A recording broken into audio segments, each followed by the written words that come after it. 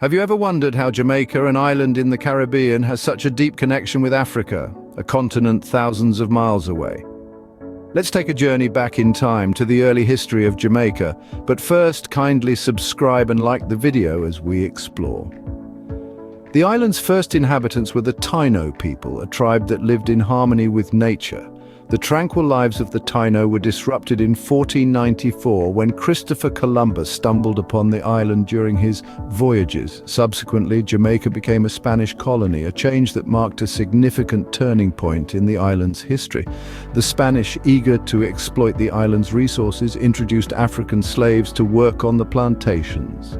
This marked the beginning of a significant African influence in Jamaica, as these enslaved individuals brought with them a rich tapestry of African cultures, traditions, and languages. By the mid-17th century, Jamaica had become a melting pot of African cultures, but the story doesn't end there. In 1655, the British seized control of Jamaica, and with them came even more African slaves.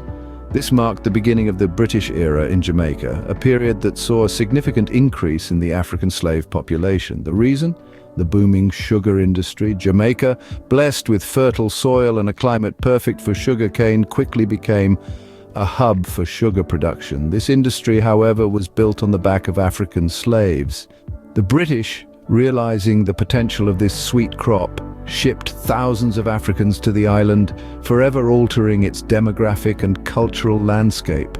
But far from being mere laborers, these African slaves brought with them a rich cultural heritage that would leave an indelible mark on Jamaican society. From language to music and even religion, the African influence seeped into every corner of Jamaican life. The vibrant rhythms of reggae, the spiritual practices of Rastafari, the patois that peppers local speech, all bear the unmistakable imprint of Africa. And then there were the Maroons. These were the brave souls who managed to escape the shackles of slavery, forming independent communities in the heart of Jamaica's wilderness. The Maroons, fiercely protective of their freedom, held on to their African-derived traditions with a tenacity that defied the odds. Even today, the Maroon communities, with their unique customs and governance structures, serve as living testimonies to this African legacy. But the African influence didn't end with the abolition of slavery in 1834, far from it. Newly freed slaves and their descendants continued to shape Jamaica's identity, infusing it with their African heritage. Whether it was through the establishment of vibrant Afro-Jamaican communities, the propagation of African-derived art forms, or the continuation of African spiritual practices, the African legacy in Jamaica remained strong. Even after the abolition of slavery in 1834, the African legacy in Jamaica remained strong, shaping the island's identity into the 20th century. The African roots of Jamaica, nurtured through centuries of hardship and resilience, continue to thrive, reminding us of the island's complex and rich history. Fast forward to the present day and you'll find that the echoes of Africa still resonate in every corner of Jamaica. The island nation may be thousands of miles away from the African continent, yet the connection remains indelible, woven into the very fabric of its culture, its people, and its soul. One can't discuss modern Jamaica without mentioning its world-famous reggae music. Born in the vibrant streets of Kingston in the late 60s, reggae is more than just a genre. It's a powerful expression of the Jamaican spirit, deeply rooted in African rhythms and the struggles of the African diaspora. Its global icon, Bob Marley, used his music to spread messages of unity, resistance, and the Rastafarian faith, further cementing the African influence on Jamaican culture. Speaking of Rastafarianism, this religious and social movement, born in Jamaica in the 1930s, draws heavily from African traditions and ideologies. Rastafarians see themselves as the true descendants of the tribes of Israel, exiled to the Caribbean through the transatlantic slave trade. They look to Africa as Zion, a paradise to return to, reinforcing the spiritual bond between Jamaica and Africa.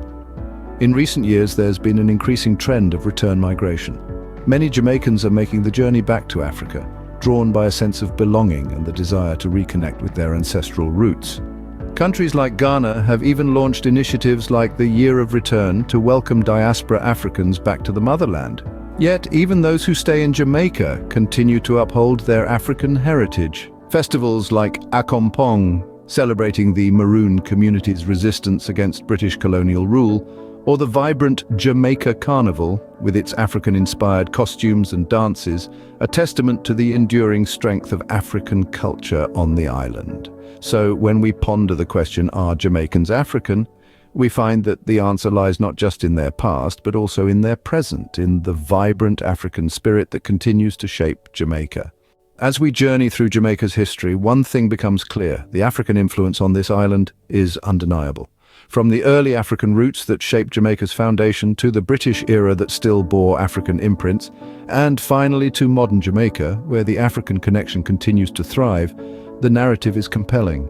The tapestry of Jamaica's identity is indeed intricately woven with the strands of African heritage. So while Jamaica may be thousands of miles away from Africa, its roots remain deeply entrenched in the African soil, making it a vibrant testament to the enduring legacy of Africa.